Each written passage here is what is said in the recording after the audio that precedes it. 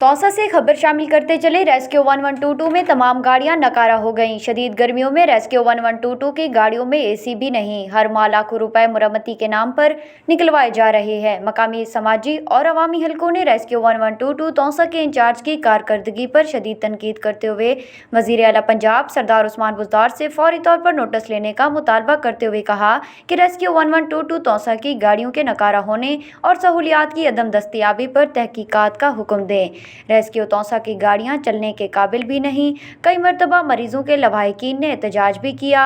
मकामी समाजी हलकों ने कहा कि हर माह मुरम्मती के नाम पर जो फंड मिलते हैं वो आखिर कहाँ लग रहे हैं। किसी भी गाड़ी में एसी काम नहीं करता। ज़राए के मुताबिक कई सीरियस मरीज गाड़ियों की खराबी सहूलियात की अदम फराहमी के बायस रास्ता में दम तोड़ जाते हैं। रेस्क्यू 1122 तौसा में होने वाली बदउनवानियों की इंक्वायरी के लिए फौरी कार्रवाई का हुक्म देकर जिम्मेदारान के खिलाफ कार्रवाई की जाए। उन्होंने मुतालबा किया कि रेस्क्यू 1122 तौसा के लिए नई गाड़ियां भी फराहम की जाएं।